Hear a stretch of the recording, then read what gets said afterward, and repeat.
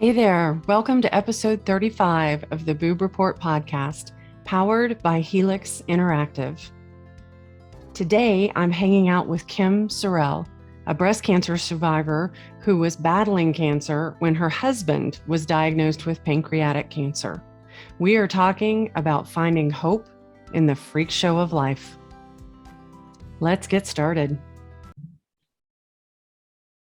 All right, here we are. I'm looking forward to this because I actually met Kim through a pod match that we both belong to, and we just had a phone call and hit it off. So I think this is going to be a really great moment of girl chatting and talking about life and all the lovely things that go along with it.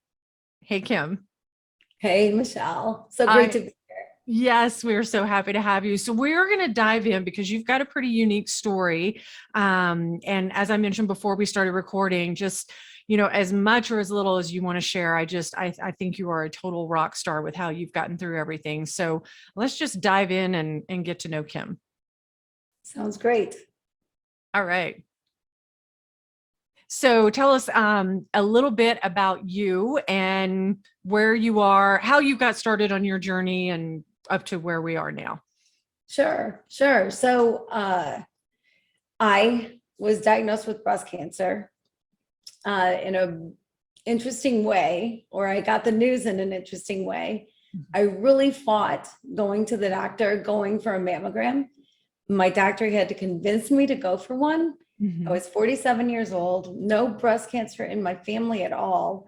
And I'd had a couple mammograms in my 40s.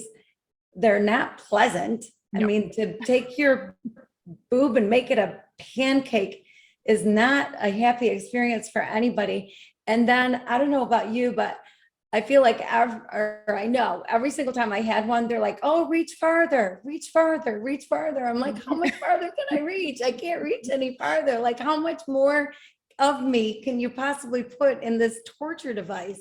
Right. So I fought going. And when I did finally go, because my doctor convinced me, I went into a little room with two sweet ladies and I had the little cape on, whatever. And they said, well, we want to teach you how to do a breast exam. And I said, you know what?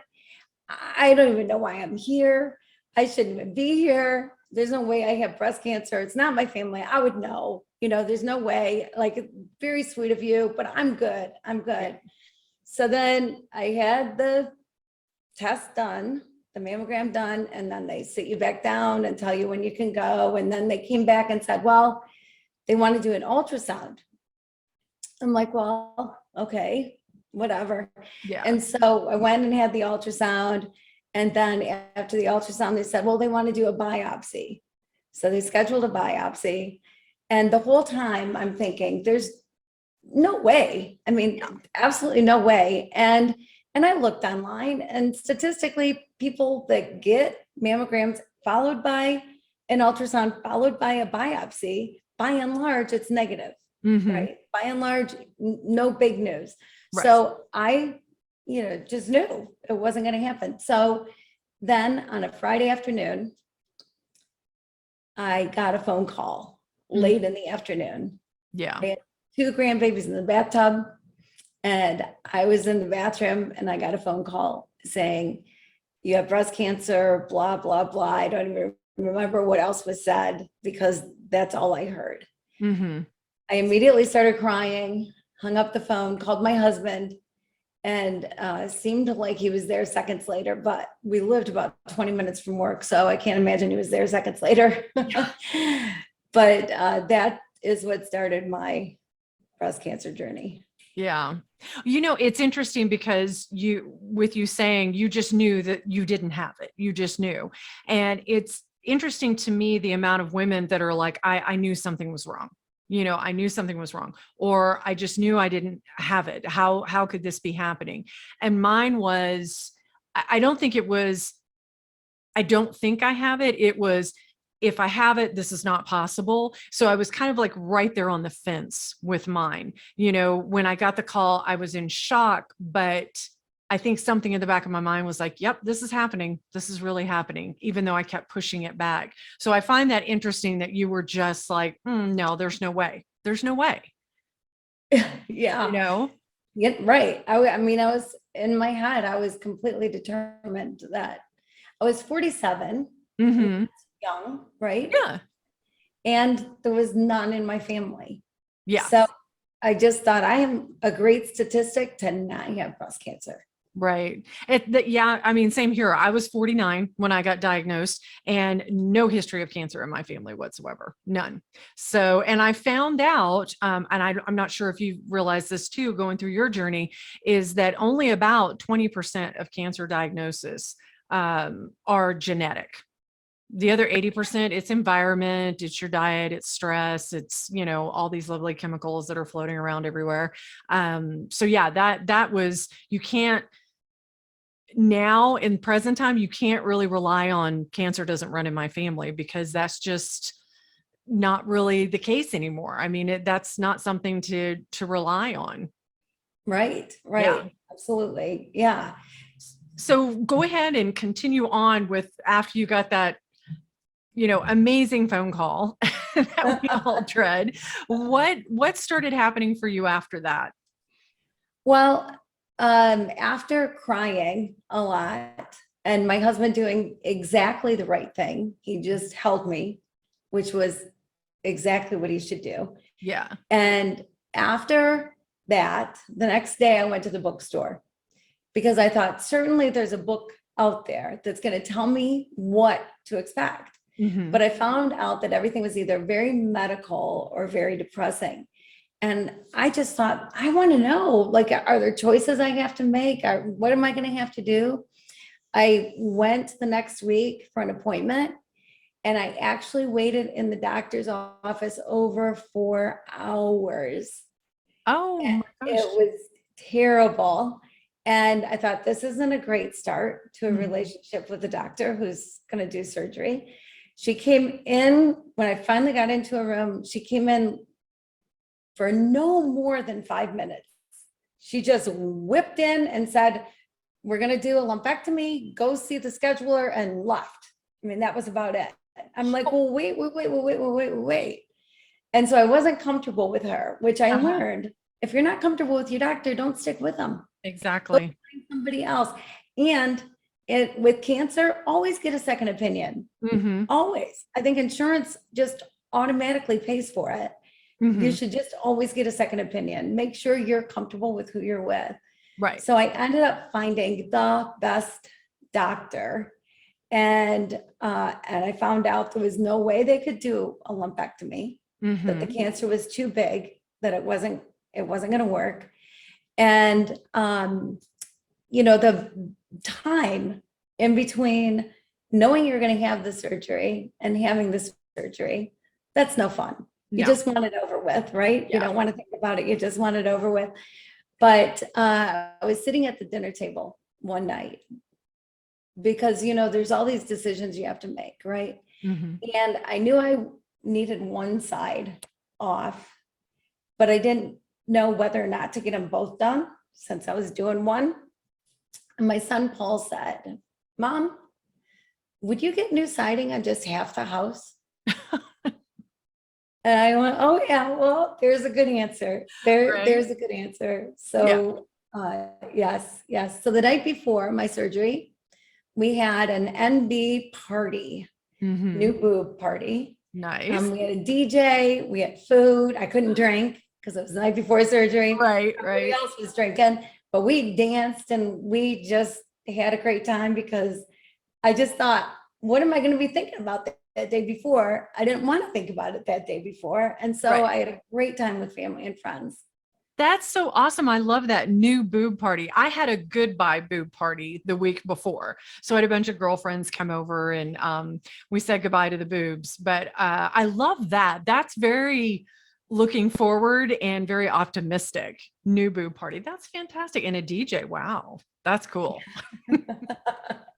Yeah, it was fun. It was fun. And it certainly made the time go by, which Yeah. is what I needed. That's awesome. And the siding that your son is so right. And I, like I said, I try to give every woman grace because it's every woman's decision, your personal decision on what you want to do. But it was the same thing for me. It was just on the left side. So I was like, I sat down, I really thought about it, and I talked to my husband, and he's like, it's your decision, honey. Whatever you want to do, I support you 100%. And in the back of my mind, I was thinking, I'm not going through this shit again. I'm not going to do it. Right. I'm one and done. That's it. I felt the same way, kind of like when I got my wisdom teeth pulled. Yeah. They wanted to do two. I'm like, heck no, all four right now. Yes. Same thing, same thing. It's not something you want to do twice. Right. So, Exactly. yeah. Exactly. So recovering from your surgery, now remind me, did you have to do chemo or radiation or both? I didn't. Okay. Didn't. It was, they feel like they got it all. Uh-huh. And so, yeah, they put expanders in Ugh. right away.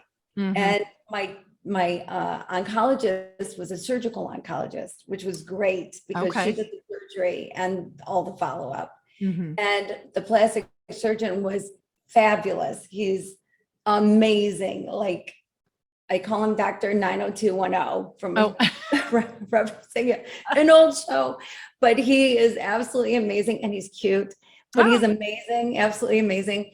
The only thing is, so then you get the expanders Mhm. and they tell you, oh, a little uncomfortable, maybe, whatever. Kind of like giving childbirth, right? Oh, labor, a little uncomfortable. Well, then you go every week or whatever, and they pump it up more, and they pump it up more, and they pump it up more. Yeah. And those babies hurt. Oh God, they were awful. Yeah. Yeah. Yeah. They were awful. But when I got the new ones put in, Mhm. those taken out and the new ones put in, which was months later than I, typically happens. Yeah. The doctor asked me what size. And I said, well, I don't know. I don't even know what to say. I mean, I had boobs when I was in third grade. I think I started wearing a bra, like for whatever reason, my family is well endowed. And so I always had them. And so I didn't know what to say. And he said, well, I said, just put in what you think will look good, And so he did. And I got to say, again, he was a man, and he was a little generous. Like, I could have gone smaller and been perfectly fine with that. But I called him Blue Cross and Blue Shield, Uh-huh. and he did an outstanding job, just did an amazing job. My brother had offered me his nipples. He offered to donate his nipples. And I'm thinking, why do I want hairy nipples? I really don't want hairy nipples. And so when I got it done, they took it nipple and all. Everything was gone. Really? Okay. Yes. Okay. Yeah. So it was just skin. Uh-huh.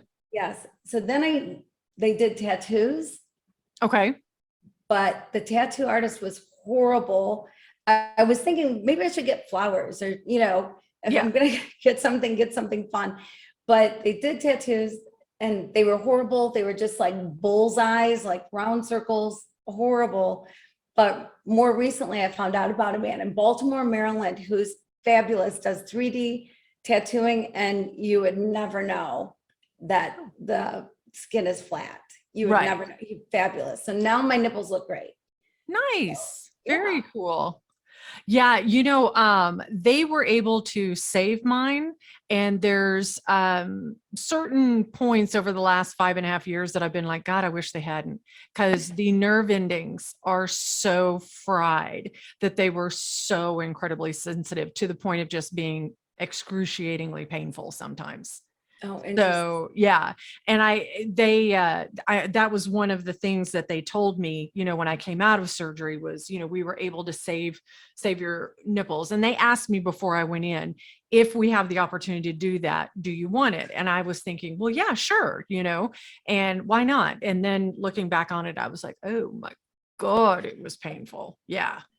Oh man, I can't even imagine. I can't imagine that it has to be bad. Yeah, it's not well because things you don't feel anything for a little while after the trauma of the surgery, and then when it starts waking up, you've got damage to the nerve endings because of they take lymph nodes out and all this and that, and they've just been inside your body, and so yeah, it's when those nerves start waking back up, that is not fun. No, I can't imagine. No, You not know, one thing I wonder if you experience that I experience is that because it's basically skin over implant, right? Mhm. So there's not breast tissue that's, over implant, just skin over implant. These things get icy cold. They get so cold. They actually cut my muscle and put them behind muscle. Oh, So yeah, so I mean, I can feel some of the implant a little bit, but they put it in with muscle, and so I think that might have been a little bit of the problem too. But yeah, I've heard that before, that since it's basically just skin over some implants, that they get very, very cold. yeah, they do. They do. Like, there are many, many nights that I sleep with a heating pad because they're cold. It's like I can't Wow. sleep if they're cold. I can't sleep if my feet are cold, and I can't sleep if they're cold. Yeah. Yeah. If Yeah. the girls are cold, no, yeah, nobody's happy. No. Oh my God. So then after, how long did you have the expanders in? I had them in from October to July. Really that long? Yeah. Yeah. Well, Wow. in Okay. between there, my husband was diagnosed with cancer. And Oh, so I dealt with that and so mhm. put my stuff on hold. Okay. So yeah, they were Okay. in there for a while. Yeah. How Yeah. about you? That they were so awful for me. That was such a bad experience. They put them in November, and I actually had my reconstructive surgery in February. I begged. I was like, I cannot have these in my body anymore. I want to do the implants. And since I didn't have to do chemo or radiation, they were able to kind of speed it up a little bit. So that was Yeah. good. That was Yeah. good. Did So you, go ahead. sorry, I was just gonna say, did you have to do the hysterectomy? Did you have hormone reception? No. I just had I had invasive lobular carcinoma. So it started in the milk ducts and worked its way back. But yeah, so far everything, all my physicals and going to see the gynecologist and everything has been fine over the last 5 years. So again, I realize how incredibly lucky I've been. Yeah, So that's what awesome. stage were you when you were diagnosed? Like stage one. I mean, it Okay. was pretty contained and it was very good Yeah. that I caught it early and went in and got Right. it taken care of. So that was Yeah. good. I was stage 2, and I think it was my largest tumor was 1.4.5 and centimeters, millimeters, somewhere in there. And then it turned out I had 6 tumors. So ranging in various sizes. 2 of them, they didn't even find. The MRI only picked up 4, and the other 2 they found when they had me on the table and they opened me up. So again, the fact that they got clear margins just from doing the bilateral mastectomy, I'm just floored, you know, Right, feel right, very, very lucky with that. for sure. So, you told me a very interesting story when we met before we did the podcast, about your son and how his life changed with you getting your diagnosis. Yeah. So my son Noah, my youngest, Mhm. youngest of 5, he was doing his undergrad at the time and wanting to do something medical, but be a doctor of some sort. He wasn't sure what he was going to do. But after seeing everything in the cancer world, everything that I went through and news that he was getting and all of that kind of stuff, he decided instead to become a cancer researcher. Oh, I So love he that. went to UT Southwestern, University of Texas Southwestern in Dallas, which is one of the best Mm, mm. research facilities in the country. And he got his PhD. And it was interesting because when you go to get your PhD, you work in somebody's lab. So you do Mhm. work for them while you're working on what it is that you're doing. And to get a PhD, you have to discover something that has never been discovered before. And it has to be important enough that it gets published. Uh-huh. Like, and so a year in, you have to go before a board and say, this is where I'm at. And they decide whether or not it's good enough to go on. Oh my And God. then again, so every year that happens, but he didn't know at the time, but when he got there, the two things that the doctor in charge of the lab was focusing on were breast and pancreatic cancer. Oh my And gosh. breast cancer, my husband had pancreatic. So Yeah. that was kind of crazy too. Wow. Wow. That's so nuts. I just yeah, I've got goosebumps thinking about that. And does he do his research now? Well, he's still at UT Southwestern, Uh-huh. but he decided that researchers, in order to have any human study, they rely on an MD. An Mhm. MD has to do any contact with humans, with human beings. And so he decided that he wanted to have that contact himself. And so he is right now a third-year med student. So Wow. he decided to get his MD at the same Yeah. time. And I think he's hoping to stay at UT Southwestern for his residency. I just I think it's so amazing when people dedicate their life that way to science and research and trying to help, find a cure or at least find better treatment, anything like that. I know when I had my bilateral mastectomy, they gave me the option to donate my breast tissue to science for them to study. And I was like, absolutely, take what you need, because I am in awe of people that dedicate their lives that way. Yeah, I think it takes a certain personality Mm-hmm. in order to do it. Yeah. And actually, Noah surprises me that because I don't picture that personality, because Noah is very outgoing and he's, I don't know, just sort of happy all the time. And I picture lab people as being very serious and, Mhm. very intent. And Noah is nothing like that. I think he spiced his lab up a bit and spices up his med school. And so spices up life in general, but it's certainly not in it for the money, Yeah. because researchers, you got to research for a long, long time before you make anything worth writing home about. Right. So it's not a money thing for him at all. It's a passion. And it was amazing, the discoveries that he made while he was there. He even figured out a way to speed up research, and breast cancer is his thing. That's what he's working on. And he figured out a way to speed up research tremendously. That some sort of research, some part of research.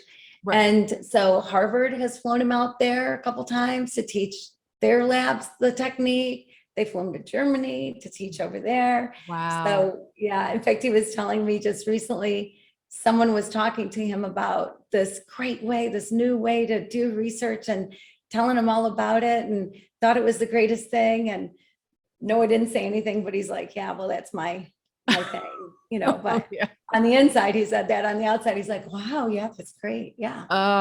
How cool is that? It is cool. It is cool. That's And then, progress is being made, right? I mean, I think that sometimes we worry, are we progressing? Is it Yeah. going forward? And the answer is yes, it Yeah. is. Because there's people like your son out there that are just making a difference in their own special way. And sometimes it does move slowly, but I always refer back to that our bodies are so unique. Every person is different. So all of the research that they're doing, they're having to get all of these different parameters and statistics and all of that. So again, I'm totally in awe of people who dedicate their lives that way. So a very big thank you to your son for all that he does. That's amazing. Yeah. Yep. Yeah. So where are you now? How has life changed for you? I know that the thing that kind of caught my eye is that you're pretty self-deprecating like I am, and you like to have a good time at life. You enjoy it, and you realize now that you've been given a gift. You can look at life a little differently now going through this journey. So kind of give us an idea of what's going on for you. Yeah, absolutely. I've been an entrepreneur my whole life. I started my first business right out of high school. And so I've had businesses all the time, and growing them and working hard at them and working a lot. And when I was ready to go back to work after getting through all the surgeries, I did have a complete hysterectomy also, and some other stuff that normally maybe you don't have to have, but I had to go through just for fun, I guess. Sure. So at the end of the next year, I was ready to go back to work and wasn't sure what I was going to do. And I had volunteered for years in the nonprofit world. And I ended up saying that I would be a part-time bookkeeper for this organization, Rays of Hope International. Mhm. And so January 1st, I started being a part-time bookkeeper, trying to decide what I was going to do. I had people running my businesses and whatever, so it was all good. And then 12 days later, there was an earthquake in Haiti that killed 200,000 people. Oh, So shortly after that, I was in Haiti. And then for the next many years, several years, I was in Haiti every month mhm. and working. And so it changed my perspective greatly. It changed the trajectory of my life. It wasn't anymore about, bigger, better, grow, to have more and more and more. It Mhm. became have more so I can give more and do more. And my time then has been dedicated more to helping people than to helping myself. Right. Yeah, it's amazing going through an experience of a life-changing illness or something like that, or a loss, how it really affects you and makes you sort of take a step back and look at what you're doing. I was just kind of coasting through life. And then getting that breast cancer diagnosis, I was like, I have something in my body that could kill me. I need to really grab a hold of things and start experiencing things. So I'm trying to do more things that I've been afraid of or a little insecure to do. So that's a laundry list all in itself. But no, I understand that was my goal with the Boob Report, is to be able to help other women so that they know they're not alone on their journey, and that's my way of giving back, is getting the word out and just letting women know that you need to have the knowledge and the courage to get through your journey so you can ask the right questions and, feel comfortable in the decisions that you make.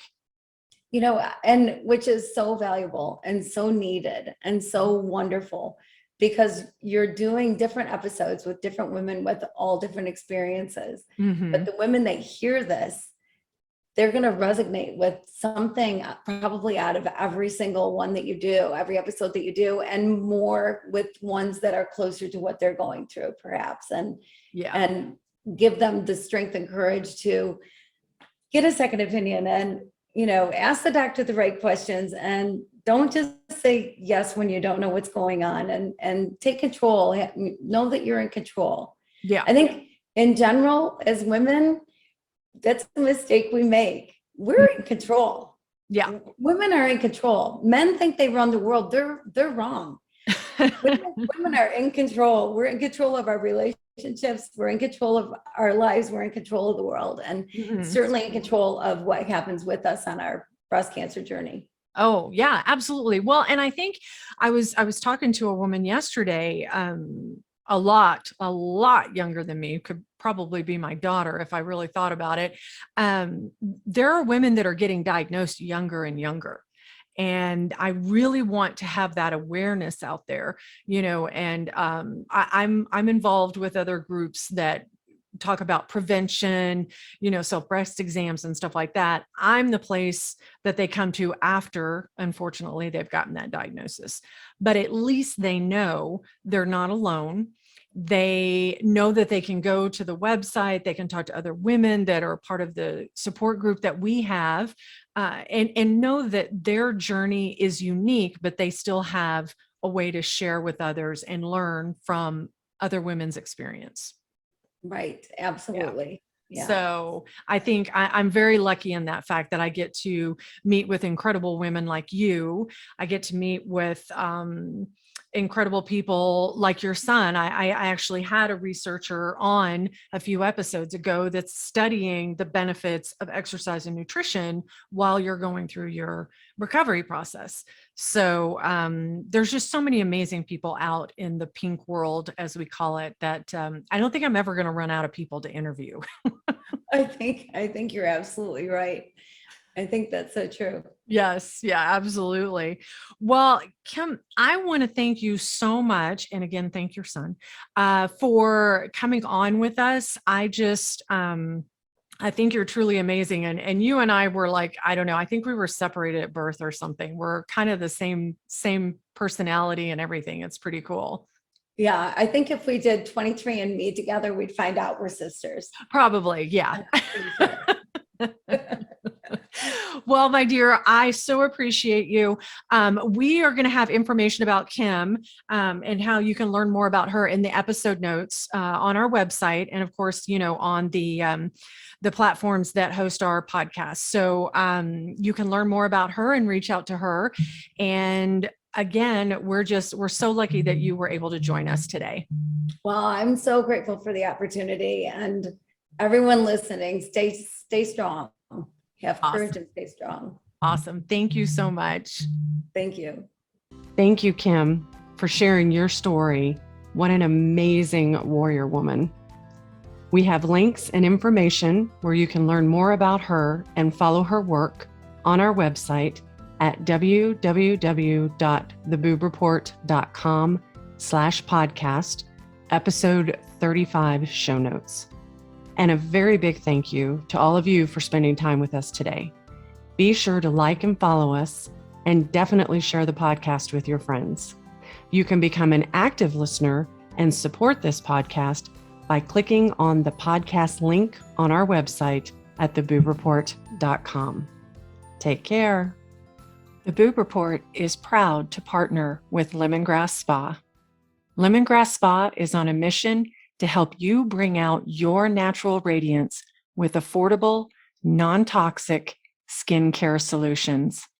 The woman-owned company offers scrumptious, handcrafted, gluten-free hair care, skincare, and body products that you will love using daily. I just found out that they're celebrating 20 years in business, and over the years have supported dozens of nonprofit organizations like Feeding America, the Ronald McDonald House, and so many more. The Boob Report is proud to partner with Lemongrass Spa.